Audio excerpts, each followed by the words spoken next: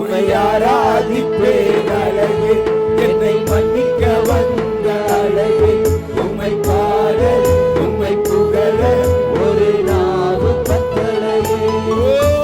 உலகம் உன்னை வெறுக்கத்தான் செய்யும். கையை உயர்த்தி, உலகம் தாய் உன்னை வெறுக்கத்தான் செய்யும். தகப்பனால் நீ வெறுக்கப்படுவ, சகோதரால் வெறுக்கப்படுவ. உன் அபிஷேகம் எனக்கு ரொம்ப முக்கியம். உன் இருதயமும் ஏன் இருதயமும் ஒன்றா இருக்கிறதுனால என்னை ஜனங்கள் புறக்கணித்தாங்க, என்னை புறக்கணித்தாங்க, என்னை வெறுத்தாங்க.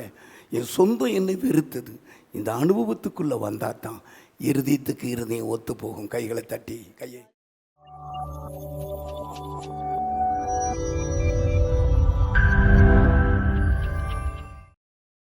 உங்க பிரச்சனை இறங்குது. இயேசுவின் மனதுருக்கம் சபையை நிரப்புகிறது. சுகமாக்கும் வல்லமை சபையை நிரப்புகிறது. ஆயிரங்கள் பார்த்தாலும் கோடிசனம் இருந்தாலும் உம்மை போல் அழகு இன்னும் கண்டுபிடிக்கலையே. ஆயிரங்கள் பார்த்தாலும் கோடிசனம் இருந்தாலும் இயேசுவை போல் அழகு இன்னும் கண்டுபிடிக்கலையே. நீங்க என்ன மறக்கவில்லை, நான் கீழே விழுந்து நீங்க என்ன விட்டு கொடுக்கலையே. அட மனுஷன் மறந்து நீங்க என்ன துக்க மறக்கலையே. உம்மை ஆராதிப்பேன் அழகே, என்னை மன்னிக்க வந்த அழகே, உம்மை பாட உம்மை புகழ ஒரு நாவு பத்தலையே. உம்மை ஆராதிப்பேன் அழகே, என்னை மன்னிக்க வந்த அழகே, உம்மை பாட உம்மை புகழ ஒரு நாவு பத்தலையே. ஆயிரங்கள் பார்த்தாலும் கோடிசனம் இருந்தாலும் இயேசுவை போல் அழகு இன்னும் கண்டுபிடிக்கலையே. ஆயிரங்கள் பார்த்தாலும் கோடிசனம் இருந்தாலும் இயேசுவை போல் அழகு இன்னும் கண்டுபிடிக்கலையே. நான் உங்களை மறந்த போதும் நீங்க என்ன மறக்கவில்லை, நான் கீழே விழுந்து நீங்க என்ன துக்க மறக்கலையே. அட மனுஷன் மறந்து நீங்க என்ன துக்க மறக்கலையே. உம்மை ஆராதிப்பேன் அழகே, என்னை மன்னிக்க வந்த அழகே, உம்மை பாட உம்மை புகழ ஒரு நாவு பத்தலையே. உம்மை ஆராதிப்பேன் அழகே, என்னை மன்னிக்க வந்த அழகே, உம்மை பாட உம்மை புகழ ஒரு நாவு பத்தலையே. காசு பணம் இல்லாம முகவரி இல்லாம தனிமையில் நான் அழுதத மறக்கலையே. இந்த பட்டணத்துல காசு பணம் இல்லாம முகவரி இல்லாம தனிமையில் நாளுதல் நீர் மறக்கலையே. நான் உடைஞ்சு போய் கிடந்த, நான் நொறுக்கப்பட்டு என்னை ஒட்டி சேர்க்க நீங்க வந்ததை நான் மறக்கலையே. என் கண்ணீரை நீங்க தொடச்சு விட்டத நான் மறக்கலையே. ஆராதிப்பேன் அழகே, என்னை மன்னிக்க வந்த அழகே, உம்மை பாட உம்மை புகழ ஒரு நாவு பத்தலையே. எங்க ராஜாவை ஆராதிப்பேன் அழகே, என்னை மன்னிக்க வந்த அழகே, உம்மை பாட உம்மை புகழ ஒரு நாவு பத்தலையே. உம்மை பாட உம்மை புகழ ஒரு நாவு பத்தலையே. உம்மை பாட உம்மை புகழ ஒரு நாவு பத்தலையே. ஹல்லேலூயா. தேவ பிரசன்னம் சபையை நிரப்பிக் கொண்டிருக்கிறது. தேவனுடைய கிருபை உங்களை நிரப்பிக் கொண்டிருக்கு. ஒரு வஸ்திர தொங்கலுக்குள்ள கர்த்தர் உங்களை மறைத்துக் கொண்டிருக்கு. அப்படியே உள்ள கரத்துக்குள்ள உங்களை மறைத்து கொண்டு இருக்கிற நீங்க எவ்வளவு கொடுத்து வச்சவங்க. ஹல்லேலூயா, ஹல்லேலூயா. இயேசுவை ஆராதிக்கிறது எத்தனை இன்பம். ஆமென். வானம் பூமிக்கு உரிமைக்காரர் இயேசு, காற்றுக்கும் கடலுக்கும் உரிமைக்காரர் இயேசு. அவரை ஆராதிக்கிறது எத்தனை மகிழ்ச்சி.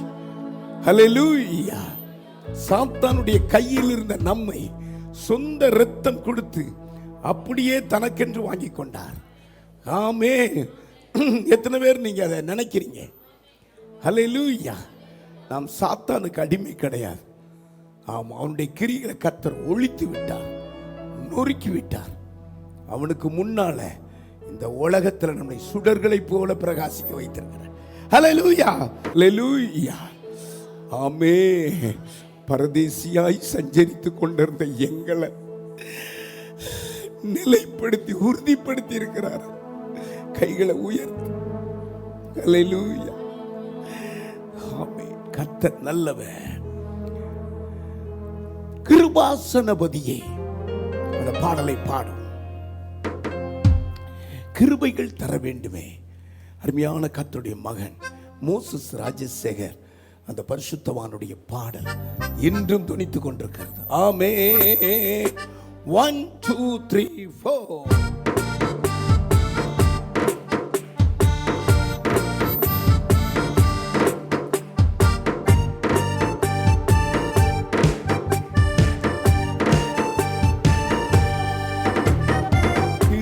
கிருபாசனபதியே, கிருபைகள் தர வேண்டுமே. கிருபாசனபதியே, கிருபைகள் தர வேண்டுமே. ஏழையின் புகலிடமே, பக்தர்களின் மறைவிடமே. ஏழையின் புகலிடமே, பக்தர்களின் மறைவிடமே. கைத்தட்டி. கிருபாசனபதியே, கிருபைகள் தர வேண்டுமே. கிருபாசனபதியே, உம் கிருபைகள் தர வேண்டுமே.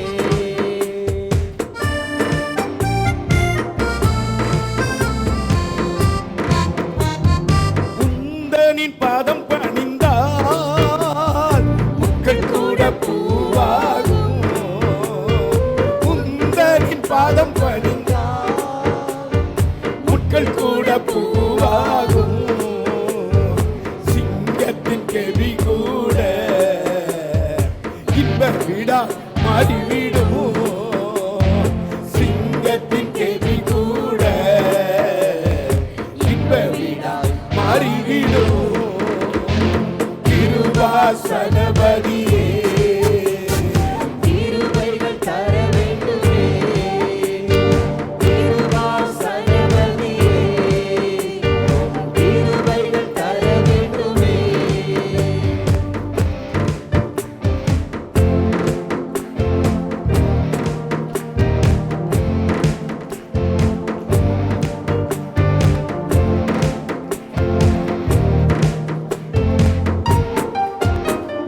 வேதத்தை நாம் சுமந்தால் சத்திய வேதம். நம்மை சுமக்கும் வேதத்தை நாம் சுமந்தால் சத்திய வேதம் நம்மை சுமக்கும். பாதைக்கு வழிகாட்டும். சோதனையில் ஜெயப்படுத்தும். பாதைக்கு வழிகாட்டும். சோதனையில் ஜெயம் கொடுக்கும். கிருபாசனபதியே, கிருபைகள் தர வேண்டுமே. கிருபாசனபதியே, கிருபைகள் தர வேண்டுமே.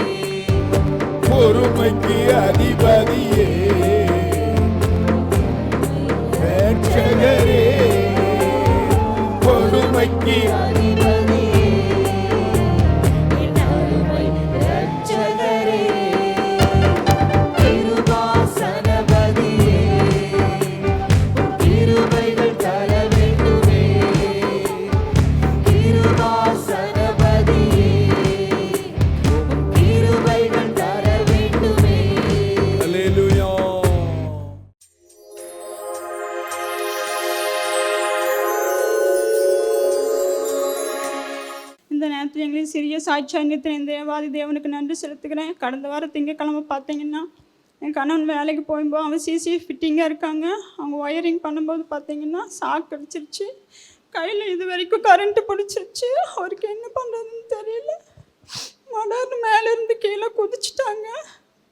லைட்டாக காலில் சின்ன கிராக் ஆயிடுச்சு. கத்தர் தலையில் எந்த ஒரு அடியும் இல்லாதபடி, இடுப்புக்கு எந்த ஒரு அடியும் இல்லாதபடி கத்தர் ஜீவனை பாதுகாத்தார். கத்தருக்கே கோடான கொடி நன்றி. ஐயா வந்து ப்ரேயர் பண்ணிட்டு வந்தாங்க. நல்ல சுகத்தை கொடுத்துருக்குறார். ஆண்டவருக்கு கோடான கொடி நன்றி செலுத்துக்கிறேன்.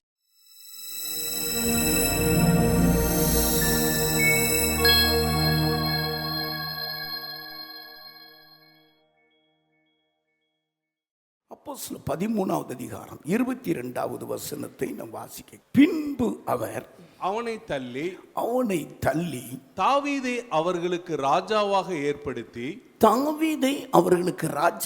ஏற்படுத்தி ஈசாயின் குமாரனாகிய தாவீதை என் இருதயத்துக்கு ஏற்றவனாக கண்டேன். எனக்கு சித்தமானவைகளை எல்லாம் அவன்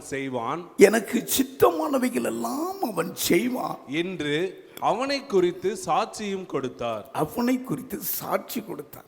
நான் நினைக்கிறேன், இந்த தாவீது இருதயம் போல உங்கள் ஒவ்வொருடைய இருதயம் மாற வேண்டும். கைகளை உயர்த்தி அல்லேலூயா. சர்வ வல்லமையுள்ள தேவன், அப்போஸ்தலர் காலம் பரிசுத்த ஆவியானவருடைய காலம். அங்கு ஒரு மனிதனை குறித்து சாட்சி கொடுக்கிறார். ஒருவனை தள்ளினதாகவும் ஒருவனை என் இருதயத்துக்கு ஏற்றவனாகவும் கண்டேன் என்று அவர் சாட்சியும் கொடுக்கிறார். இருதயத்துக்கு ஏற்றவனாக கண்டேன், எனக்கு சித்தமானவைகள் எல்லாம் அவன் செய்வான். பாருங்க, தாவீது என்றால் பிரியமானவன் என்ற அர்த்தம். தாவீது அந்த பேருக்கு பேர் பிரியமானவன், நேசகுமாரன், எனக்கு ஏற்றவன் என்ற அர்த்தம். 3 பதம் இருக்குது. கையை உயர்த்தி எல்லாரும் ஒரு அல்லேலூயா சொல்லுங்க. பேரு ஆசீர்வாதமான பேரா வைக்கணும். இந்த பேருக்கு அர்த்தமே பிரியமானவன், தேவனுக்கு நேசகுமாரன், அல்லேலூயா, தேவனுக்கு ஏற்றவன். என்ன அற்புதமானது பாருங்க. ஆனா அந்த வசனம் பாருங்க, இந்த தாவீது என் இருதயத்துக்கு ஏற்றவன், தேவனுடைய இருதயத்துக்கு ஏற்றவன். தேவனுடைய இருதயமும் தாவீதின் இருதயமும் ஒன்றாக இருந்தது. தேவன் என்ன நினைக்கிறாரோ அது தாவீது நினைப்பார். தேவன் என்ன இருதயத்தில் சிந்திக்கிறாரோ அது தாவீது சிந்தித்தாரா. என்ன அற்புதமான ஒரு வசனம். சாட்சியும் கொடுக்கிறார். நாம் ஒவ்வொருவரும் சாட்சியான வாழ்க்கை வாழ வேண்டும். நம்மளை குறித்து தேவன் சாட்சி கொடுக்க வேண்டும். நம்மளை குறித்து பரிசுத்த ஆவியானவர் சாட்சி கொடுக்க வேண்டும். ஒருவனை தள்ளினாராம், ஒருவனை அவருக்கு இருதயத்துக்கு ஏற்றவனாக கண்டாராம். கைகளை உயர்த்தி ஒரு அல்லேலூயா சொல்லுங்க. ஹல்லேலூயா. தேவனை போல இணைக்கிறார், தேவனுக்கு ஒப்பாக்குறார்.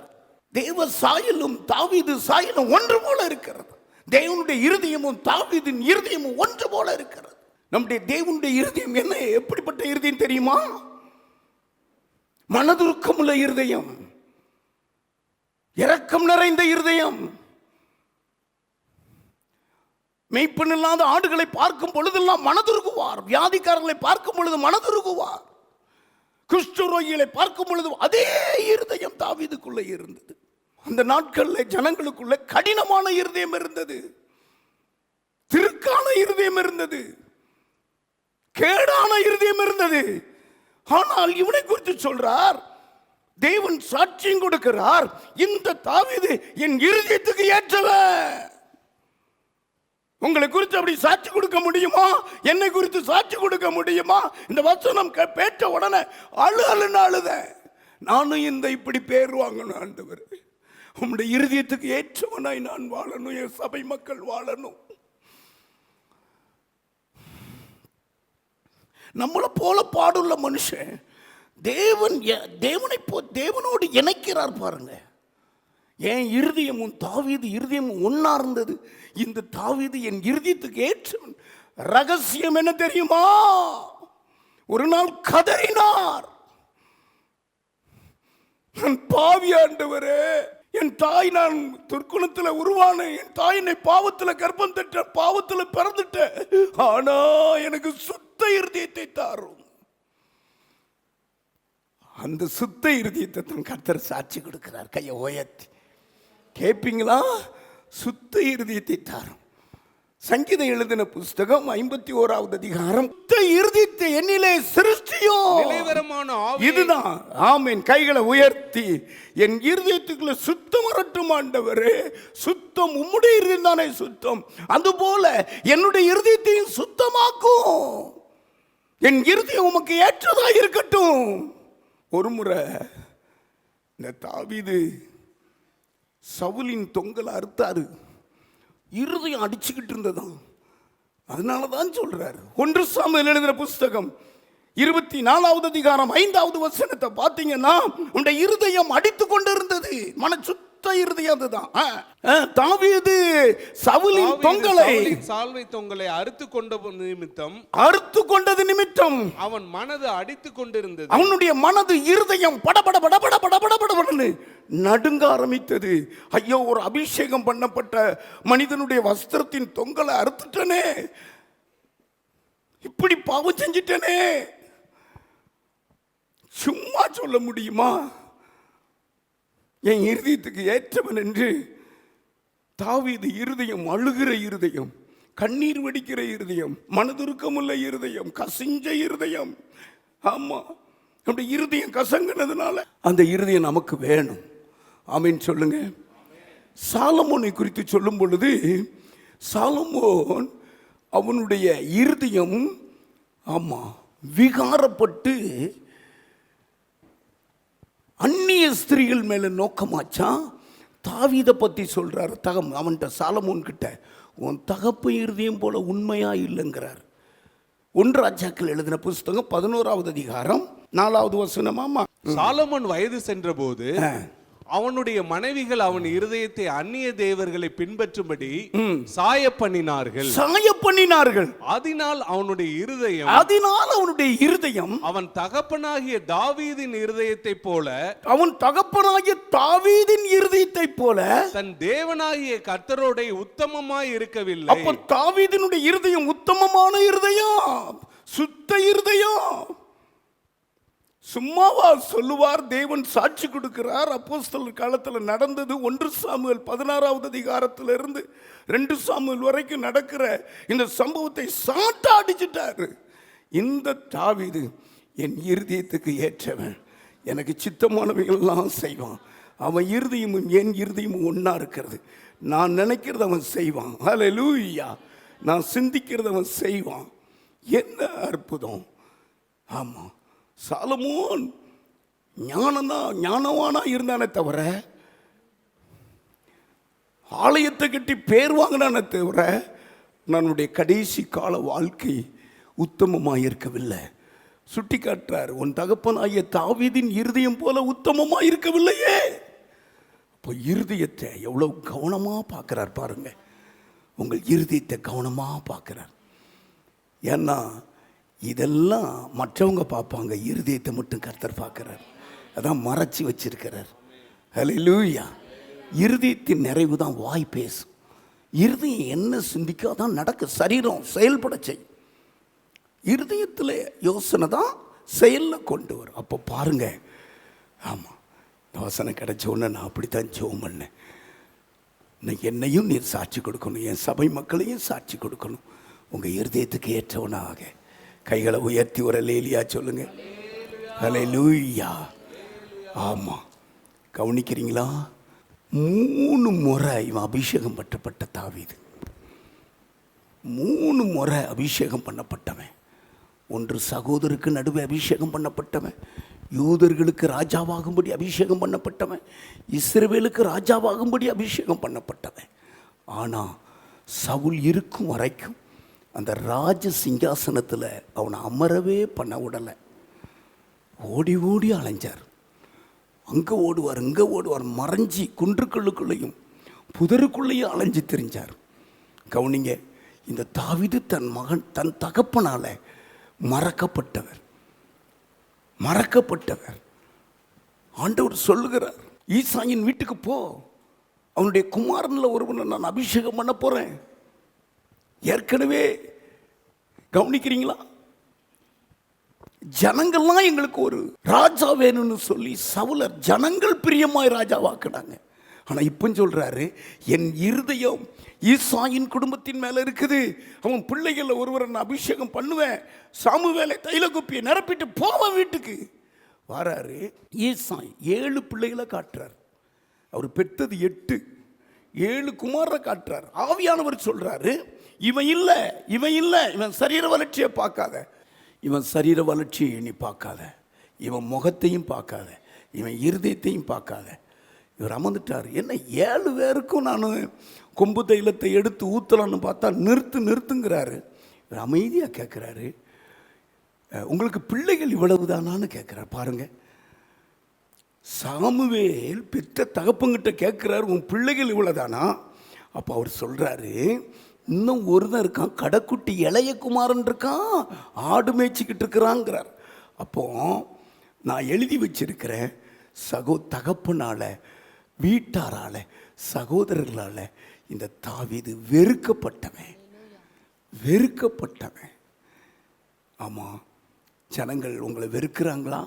இப்படி உலகம் நம்மளை வெறுத்தா தான் தேவன் தம்முடைய இருதயத்தை சொந்தமாக்க முடியும். கையை உயர்த்தி ஹல்லேலூயா.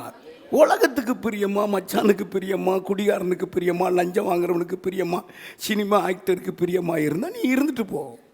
விட்டு விலகு, மறக்கப்படு. நீ 1 சாமுவேல் எழுதின புஸ்தகம் 16வது அதிகாரம் 10வது வசனம். இப்படி ஈசாய் தன் குமாரரில் 7 பேரை சாமுவேலுக்கு முன்பாக கடந்து போக பண்ணினான். பின்பு சாமுவேல் ஈசாயை பார்த்து, சாமுவேல் தீர்க்கதரிசி சொல்றாரு, இன்னும் தைல குப்பம் திறந்து தான் வச்சிருக்கிறார். ஐயோ, கர்த்தர் இவர்களில் ஒருவனையும் தெரிந்து கொள்ளவில்லை. உன் பிள்ளைகள் இவ்வளவுதானா? பாருங்க எப்படி கேட்கிறாருன்னு. கவனிக்கிறீங்களா? அது யோசித்து பார்த்து தாவீதுக்கு வந்த அந்த நிந்தையை நான் யோசித்தேன். சும்மா என் இருதயத்துக்கு ஏற்ற ஒன்று கண்டாரு. தகப்பனால மறக்கப்பட்டவர், சகோதரரால் மறக்கப்பட்டவர், ஆமா, ராஜாவால் புறக்கணிக்கப்பட்டவர். ஒரு நாளாவது சவுல் உயிரோடு இருக்கும் போது ராஜா கிரீடத்தை கொடுத்து அழகு பார்த்திருக்கலாமே. அப்போ அவர் சொல்றாரு, இன்னும் ஊருக்குமா இப்படிலாம் கிண்டன பிறகு அப்படில தெரியணும். அல்லேலூயா. ஆனா இங்க பாருங்களேன், இவ்வளவு தோண்டி உன் பிள்ளை இவ்வளவுதானா, நீ 7 பிள்ளை தான் பெத்தையா அப்படின்னு கேட்டா இன்னும் ஒருத்தன் இருக்கிறான். அப்போ மறக்கப்பட்ட தாவீது. உங்களுக்கு தெரியுமா, இயேசு சொந்தத்தில் வந்தார். சொந்தமெல்லாம் அவரை வெறுத்தது, மறந்தது. இயேசு கிறிஸ்துவை பாருங்க, யாரும் மறக்கப்பட்டாங்களோ அவங்க கிட்ட போய் சுகம் கொடுக்கிற தெய்வம். கையை உயர்த்தி. சமுதாயம் மறக்குதான், ஜனங்கள் மறக்கிறாங்களா? சொந்த பந்தம் மறக்கிறாங்களா? இவன் கர்த்தருக்குள்ளே போயிட்டான், அவன் போயிட்டான்பா, சபைக்குள்ளே சேர்ந்துட்டான்பா, அவன் அல்லேலியா கூட்டத்துக்கு போயிட்டான்பா. நீங்கள் உடனே 10 ஸ்தோத்திரம் போடுங்க. கையை உயர்த்தி 10 ஸ்தோத்திரம். இந்த ரகசியம் பெரியதுங்க. கர்த்தர் நம்மளை தெரிந்த ரகசியம் பெரியது. அவர் நமக்குள்ளே இருக்கிற மாற்றங்கள் பெரியது. ஆமென். இது உலகம் புரியாது, உலகத்துக்கு தெரியாது. இதுக்கு நமக்கும் உங்களுக்கும் கையை உயர்த்தி அப்போ தான் ஆமாம் சொல்கிறாப்புல. இவர் தாவீது சொல்கிறாரு, ராஜாவே, நான் உமக்கு என்ன செஞ்சேன்? நான் ஒரு செத்த நாயாய் அலைய வைக்கிறீரே, ஒரு தெல்லு பூச்சால் மக்கு முன்பதாக இருக்கிறேன்னு, ஏதாவது உனக்கு ஒரு துரோகம் பண்ண அவர் கேட்கிறார். 1 சாமுவேல் எழுதின புஸ்தகம் 24வது அதிகாரம் 14வது வசனம். இஸ்ரவேலின் ராஜா யாரை தேட புறப்பட்டார்? ஒரு செத்த நாயவா, ஒரு தெல்லு பூச்சியவா? யாரை பின்தொடருகிறீர்? ஐயோ, அவர் சொல்றாரு, நான் ஒரு நாய் போல இருக்கிறேனே, ஒரு தெல்லு பூச்சா இருக்கிறேனே, இனி ராஜாவாக அபிஷேகம் பண்ணது தப்பா? இப்படி ஓடி ஒளிஞ்சுக்கிட்டு இருக்கேனே ராஜாவே, யாரை தேடிக்கிட்டு இருக்கீங்கன்னு கேட்கிறேன். இதெல்லாம் படிச்சு ஓன்னு அழுது நான் கையை உயர்த்தி. ஆமாம், ஆண்டவர் கூப்பிட்டு 3 விதத்தில் அபிஷேகம் பண்ண வந்த தாவீது. ஆமாம், 3 விதத்தில் இவன் அபிஷேகம் பண்ணார்.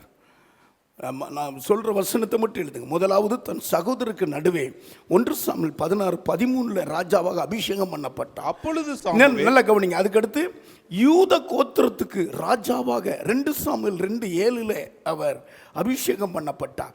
அடுத்து இஸ்ரவேல் யூத கோத்திரம் இஸ்ரவேல் கோத்திரம் 2க்கு இவர் தான் ராஜாவாக 3வது முறை அபிஷேகம் பண்ணப்பட்டார். 2 சாமுவேல் 5:3. இஸ்ரவேலின் மூப்பர் எல்லாரும் எப்ரோனிலே ராஜாவின் இடத்தில் வந்தார்கள்.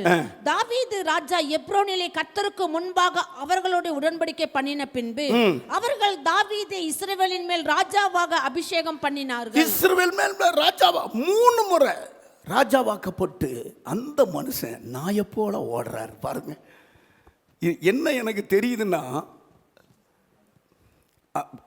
அதாவது இந்த சவுல் ராஜா தாவீத கண்டா கொலை செஞ்சிருவேன், அந்த உயிருக்கு பயந்து அங்கங்கே ஓடுறார்.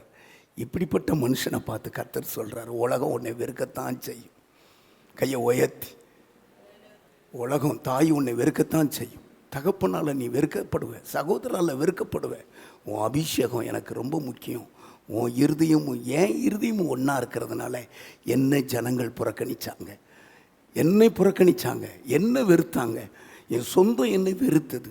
இந்த அனுபவத்துக்குள்ளே வந்தால் தான் இருதயத்துக்கு இருதயம் ஒத்து போகும். கைகளை தட்டி கையை ஆமேன் ஆமேன் ஆமேன். 38 வருஷமாக பெதஸ்தா குளத்தில் கிடக்கிறான். நீ சுகமாக விரும்புகிறையான்னு கேட்குறான். என்ன சொல்கிறான் தெரியுமா?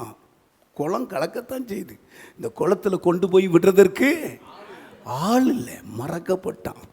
மனைவி பிள்ளைகளால், சொந்த பந்தங்களால், உறவினர்களால் மறக்கப்பட்ட நிலைமையில் இருக்கீங்களா? இல்லை உலகத்தில் ஒட்டி இருந்தால் உலகத்தோடு இருதயம் வந்துடும்.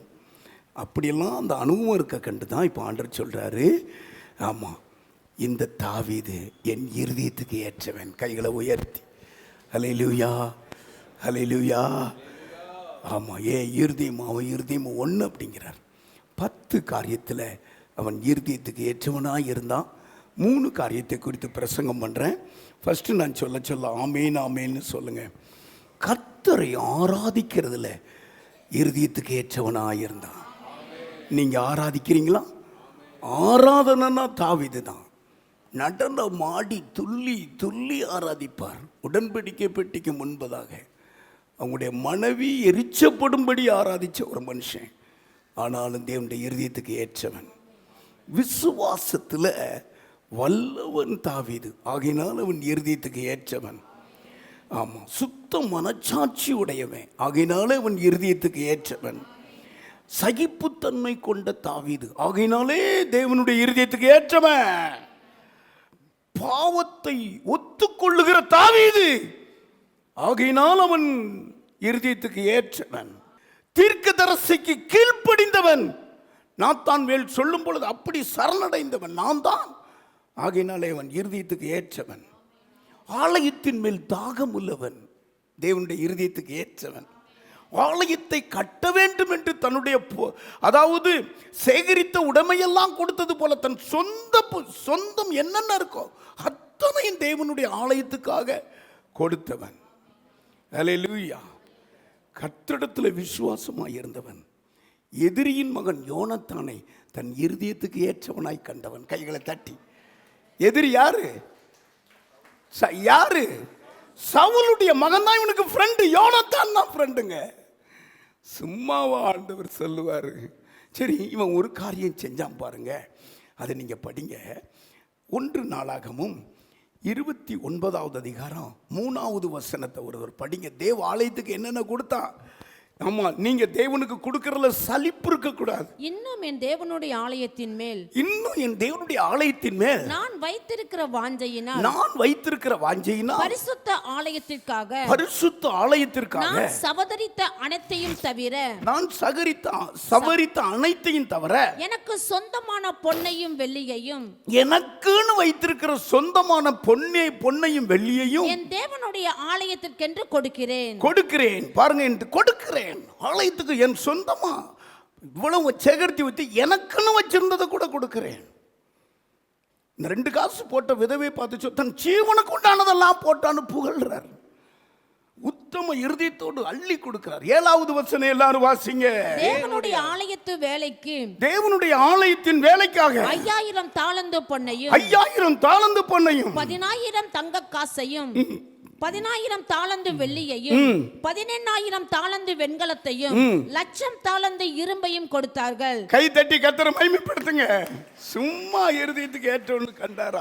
ஆலயம் நான் சொல்றாரு, ஆலயத்துக்கு போவோம் வாருங்கள்னு சொன்ன உடனே மகிழ்ச்சியாயிருந்து, ஆலயம் தான் அவருடைய இரத்த துடிப்பு. உங்களுக்கு அந்த இரத்த துடிப்பு இருக்குதா?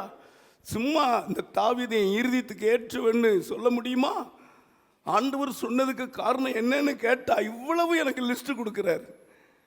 இப்படி உன் ஆட்கள் வாழ முடியுமா அப்படின்னு கேட்கிறார். இருதயத்துக்கு இருதயம் ஒத்து இருக்குது. தேவனுடைய இருதயமும் தாவீதின் இருதயமும் ஒத்து இருக்கிறது. தள்ளுனார், ஒருத்தனை தள்ளினார், அவனை குறித்து பேசவே வேண்டாம். நாம எவனை கர்த்தர் எடுத்து பயன்படுத்துறாரோ அவனை குறித்து நம்ம பேசுவோம். கையை உயர்த்தி, உங்களை கர்த்தர் எடுத்து பயன்படுத்தணும். நீங்கள் கர்த்தருடைய இருதயத்துக்கு ஏற்றவளாக இருக்கணும். நீங்கள் பெற்ற பிள்ளைகள் கர்த்தருடைய இருதயத்துக்கு ஏற்றவளாக இருக்கணும். பின்பு அவர் அவனை தள்ளி தாவீதை அவர்களுக்கு ராஜாவாக ஏற்படுத்தி, ஈசாயின் குமாரனாகிய தாவீது என் இருதயத்துக்கு ஏற்றவனாக கண்டேன், இருதயத்துக்கு ஏற்றவனாக கண்டேன். 10 குறிப்பில் 3 குறிப்பு சொல்றேன். முதலாவது இருதயத்துக்கு ஏற்றவனாக கண்டேன் என்றால் அவன் விசுவாசத்தில் நிறைந்து வாழ்ந்தான். ஆகையினாலே தேவனுடைய இருதயத்துக்கு ஏற்றவன். 1 சாமுவேல் எழுதின புஸ்தகம் 17வது அதிகாரம் 46வது வசனத்தை வாசிக்க கேட்பான். இன்றைய தினம் கர்த்தர் உன்னை என் கையில் ஒப்பு கொடுப்பார். என்னை, அதாவது இன்றைய தினம் கோலியாத்தே, உன்னை கர்த்தர் இன்னைக்கு என் கையில் ஒப்பு கொடுப்பார். கவனிங்க, இந்த கோலியாத்து எப்படி வந்து நிற்கிறான்? 6 முழம் ஒரு ஜான் அப்படி வந்து நிற்கிறான். அவன் வந்து என்ன சொல்றான்னா, வாங்க தாவீது வா, உன்னை பிச்சு ஆகாயத்துக்கு பறவைகளுக்கு இறையா போடுவேங்கிறார். ஆனால் தாவீது எல்லாரும் முழங்காலும் உடையுது, பயப்படுறான். சவுல் ராஜா அப்படி கிடுகிடுன்னு ஆடுறான். ஆனால் தாவீது விசுவாசத்தில் வல்லவன். கையில் பட்டயம் இல்லை, ஆமாம் ஒன்றும் இல்லை. அவர் சொல்கிறார், இன்றைக்கு விசுவாசத்தில் அறிக்கை பண்ணணும். இதான் விசுவாச அறிக்கை. எல்லாரும் சேர்ந்து வாசிங்க.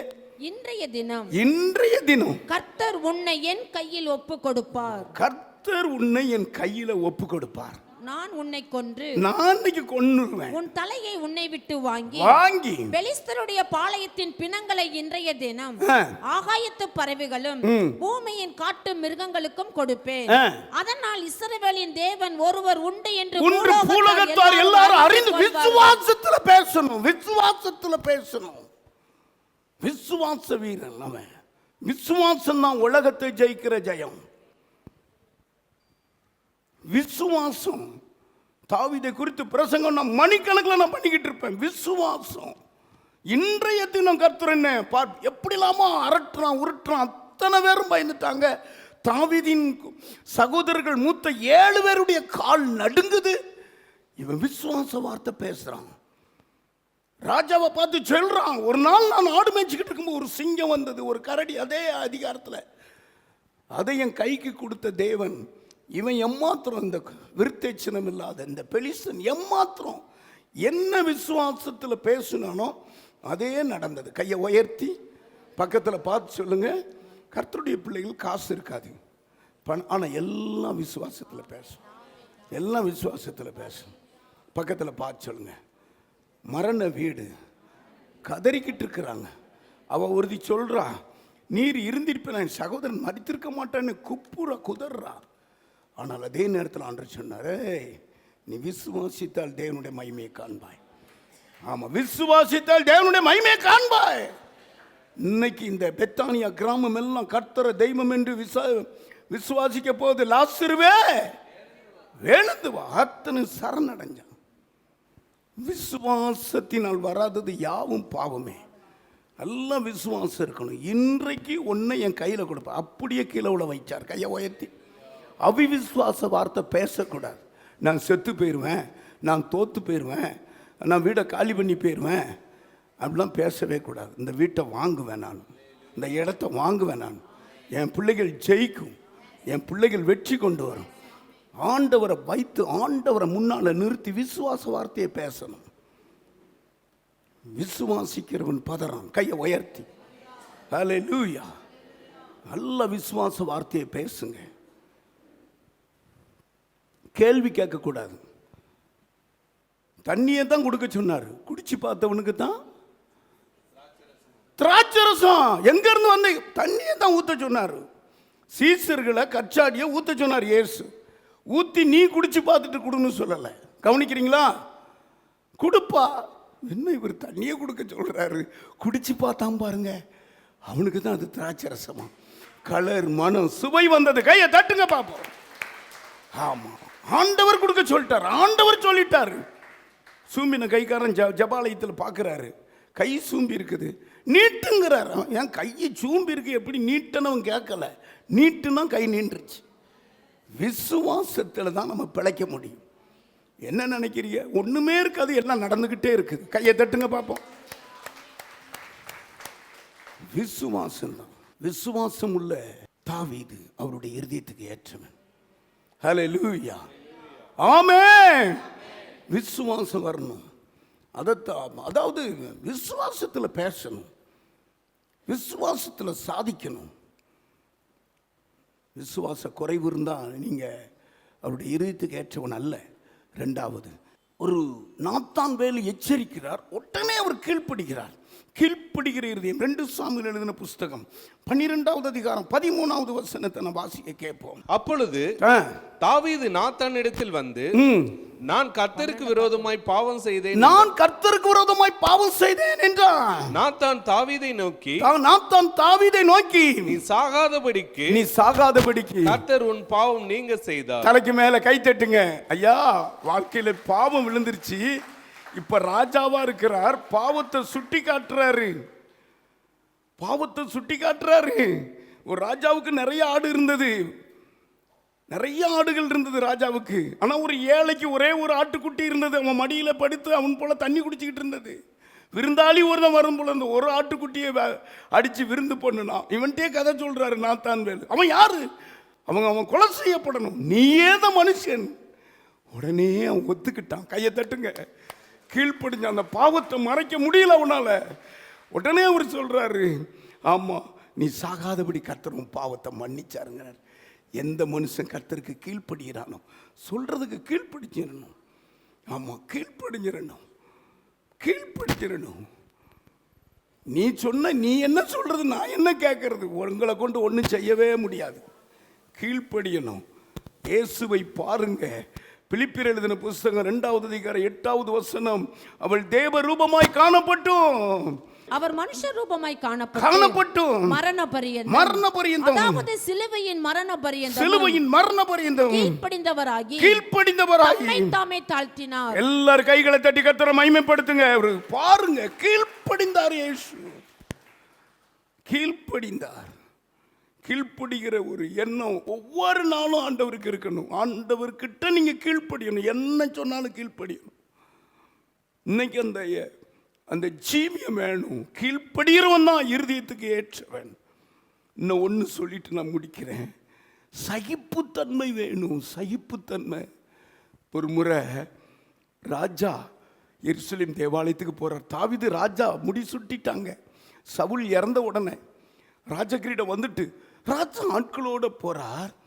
செருவாயினுடைய சிமேயு அவன் ராஜாவை தூசிக்கிறான். பேலியாளின் மகனே, நீ இன்னுமா உயிரோட இருக்கிற? எங்க ராஜா செத்துட்டாரு, அவர் சிங்காசனத்தில் இருக்கான கள்ள தூக்கி எறிகிறாங்க ராஜா மேல. யோதாப்பு சொல்றாரு, ஒரு வார்த்தை சொல்லுவோம், தலை எடுத்துட்டு வந்துடும். இவர் சொல்றாரு, இவன் என்னை பேசட்டும், நிந்திக்கட்டும், கர்த்தர் அனுமதிச்சிருக்கிறாரு. நீங்க அந்த வசனம் வாசிக்கிறீங்களா? 2 ராஜாக்கள் எழுதின 2 சாமுவேல் எழுதின புஸ்தகம் 16வது அதிகாரம் 10வது வசனம். அதற்கு ராஜா, செரியாவின் குமாரரே, செரியாவின் குமாரனே, எனக்கும் உங்களுக்கும் என்ன? அவன் என்னை தூஷிக்கட்டும். அந்த மனுஷன் சிமேயி என்னை தூஷிக்கட்டும், தாவீதை தூஷிக்க வேண்டும் என்று கர்த்தர் அவனுக்கு சொன்னார். ஆகையால் யார் சகிப்புத்தன்மை பாருங்க. இன்னொருத்தன் தூண்டுறான், நீங்க வீட்டில் போய் வாசித்து பாருங்க. தாவீதுக்கு ஒரு சகிப்புத்தன்மை. கர்த்தருடைய பிள்ளையே, ஒரு சின்ன காரியம் உன்னால சகிக்க முடியலையே, சும்மா சாட்சி சொல்ல முடியுமா? அப்போஸ்தலர் காலத்துல எங்கு நடந்த காரியத்தை தாவீது என் இருதயத்துக்கு ஏற்றவன் என்று சொல்லுகிறதுக்கு காரணம் என்ன? சிமையை அன்னைக்கே துண்டு துண்டா வெட்டி போட்டிருப்பாங்க. ஆனால் சகிப்புத்தன்மை, கிறிஸ்தவ வாழ்க்கை என்பது சகிப்புத்தன்மை. நான் ஒன்னே ஒன்று சொல்லிட்டு முடிக்கிறேன். எல்லாரும் இந்த வசனத்தை படிக்கணும். ஆமா, ஏசாயா எழுதின புஸ்தகம் 50வது அதிகாரம் 6வது வசனத்தில் நம்முடைய இரட்சித்த இயேசு கிறிஸ்துவினுடைய சகிப்புத்தன்மையை பாருங்க. அங்க அடிக்கிறவனுக்கு என் முதுகையும் தாடையை பிடித்து இழுக்கிறவனுக்கு என் தாடையும் ஒப்பு கொடுத்தேன், அவமானத்தையும் உமிழ்நீரும் என் முகம் மறைக்கவில்லை. எல்லாரும் எந்திரிங்க. அடிக்கிறவர்களுக்கு என் முதுகையும், அடிக்கிறவர்களுக்கு என் முதுகையும், தாடை மயிரை இயேசுவை பாருங்க. அடிக்கிறவனுக்கு படைச்சாலை உழுதது போல அவருடைய முதுகை உழுதார்கள். அடிக்கிறவனுக்கு என் முதுகையும், தாடை மயிரை பிடுங்கிறவனுக்கு என் தாடையையும் ஒப்பு கொடுத்தேன், அவமானத்தையும் உமிழ்நீரும் என் முகத்துக்கு. ஆமாம், இன்னும் என் மேல துப்புங்கப்பா, இன்னும் என்னை அடிங்கப்பா, என் ஜனங்களுக்காக சகிக்கிறேன். தலையில கை வைங்க. இயேசுவை பாருங்க. இதான் சிலுவை காட்சி. இப்படித்தான் அவர் சகித்தார். தாவீது என் இருதயத்துக்கு ஏற்றவன் என்று சும்மாவா சொன்னார்? தாவீது சகித்தான். எங்கேயோ கிடந்த ஒரு பெரம்போக்கன் சிமேயு, ஒரு சின்ன பையன் சிமேயு, ராஜவஸ்திரம் தரித்து ராஜா வாரார், அவனை கள்ள தூக்கி எறிகிறாள். சொல்றான், பேலியாளின் மகனேன்னு தாவீதை கூப்பிடுறான். தாவீது சகித்து கொள்ளலாம். அவருடைய ஜனங்கள் எந்திரிக்காங்க அவனை அடிக்கிறதுக்கு. அவர் சொல்றாரு, கர்த்தர் அனுமதிச்சிருக்கிறார், அவன் பேசட்டும். தலையில கை வைங்க. இதுதான் இருதயத்துக்கு ஏற்றபடி எனக்கு விளக்கம் கொடுத்தார் ஆவியானவர். இப்படி நம்முடைய இருதயம் காணப்படட்டும். அந்த கல்வாரி இரத்தம் உங்க மேல விழுகிறது, அந்த கல்வாரி இரத்தம் உங்க மேல விழுகிறது. சகித்துக் கொள்ளுங்கள், சகித்துக் கொள்ளுங்கள். ஒரு கண்ணத்துல அரைஞ்சால் மறு கண்ணத்தை காட்டுங்க. 1 மைல் ஓட சொன்னா 2 மைல் ஓடுங்க. வஸ்திரத்தை எடுத்துக்கொள்ளுகிறவனுக்கு கொடுங்க. சகித்துக் கொள்ளுங்க. எதிர்த்து பேசாதீங்க, சத்துருவோடு சண்டை போடாதீங்க. ஆமா, போராடாதீங்க, நீங்க யுத்தம் பண்ணாதீங்க, நீங்க சகித்துக் கொள்ளுங்க. சிலுவையை பாருங்க. அன்பார்ந்தவர்களே, ஒவ்வொரு ஞாயிற்றுக்கிழமையும் ஏராளமான ஜனங்கள் நமது ஆலயத்திற்கு வந்து விடுதலை, சுகம், ஆசிர்வாதம் மற்றும் சமாதானம் பெற்று செல்கின்றனர். நமது சபையின் ஆராதனை நேரங்கள்: ஒவ்வொரு ஞாயிற்றுக்கிழமை தோறும் முதலாம் ஆராதனை அதிகாலை 5 மணிக்கும், 2ஆம் ஆராதனை காலை 7 மணிக்கும், 3ஆம் ஆராதனை காலை 9 மணிக்கும், 4ஆம் ஆராதனை மாலை 6:30 மணிக்கும் நடைபெறும். முதல் 3 ஆராதனைகளையும் நீங்கள் நேரடியாக சபையின் யூடியூப் வலைதளத்தில் உள்ள IPHH கிணத்துக்கடவு சேனலில் உலகத்தின் அனைத்து பகுதிகளிலும் இருந்து பார்த்து பயனடையலாம். சிறுவர்களுக்கான ஓய்வு நாள் பள்ளி முதலாம் ஆராதனையில் காலை 6 மணிக்கும், 2ஆம் ஆராதனையில் காலை 8 மணிக்கும், 3ஆம் ஆராதனையில் காலை 10 மணிக்கும் நடைபெறும். வாலிபர் கூடுகை ஒவ்வொரு மாதமும் முதல் ஞாயிற்றுக்கிழமை அன்று காலை 9 மணிக்கு வாலிபர்களுக்கான விசேஷித்த கூடுகை நடைபெறும். எண்ணெய் பூசி சுகமளிக்கும் வாக்குத்தத்த ஆராதனை ஒவ்வொரு மாதத்தின் 1ஆம் தேதி அதிகாலை 5 மணிக்கும் காலை 10 மணிக்கும் நடைபெறும். கட்டுகளை அவிழ்க்கும் உபவாச ஜெபம் ஒவ்வொரு மாதமும் 3ஆம் வெள்ளிக்கிழமை காலை 10 மணிக்கு நடைபெறும். இதில் ஒவ்வொருவருக்காக தனிப்பட்ட முறையில் பிரார்த்தனை ஏறெடுக்கப்படும். விடுதலை உபவாச ஜெபம் ஒவ்வொரு மாதமும் கடைசி சனிக்கிழமை அன்று காலை 10 மணிக்கு நம் தேசத்திற்காக பாரத்தோடு ஜெபங்கள் ஏறெடுக்கப்படும். ஒவ்வொரு வியாழக்கிழமை தோறும் ஆண்களுக்கான ஜெப கூடுகை புதிய ஆலயத்திலும், பெண்களுக்கான ஜெப கூடுகை பழைய ஆலயத்திலும் மாலை 7 மணிக்கு நடைபெறும். ஒவ்வொரு புதன்கிழமை அன்றும் வாலிப சகோதரர்களுக்கான ஜெப கூடுகை மாலை 7 மணிக்கு நடைபெறும். ஒவ்வொரு ஞாயிற்றுக்கிழமை அன்று வாலிப சகோதரிகளுக்கான ஜெப கூடுகை மாலை 5 மணிக்கு ஜூம் மீட்டிங்கில் நடைபெறும். நமது சபையில் தினமும் காலை 10 மணி முதல் 2 மணி வரை சபைக்காகவும் தேசத்திற்காகவும் ஜெபங்கள் ஏறெடுக்கப்படும். இக்கூட்டங்களில் கலந்து கொண்டு தேவ ஆசிர்வாதம் பெற யாவரையும் அன்புடன் அழைக்கிறோம். எங்களது முகவரி: IPA ஜெப ஆலயம், சர்வம் தியேட்டர் பின்புறம், பொள்ளாச்சி மெயின் ரோட், கிணத்துக்கடவு, 642109. ஜெப உதவிக்கு 9443435618 9488873284.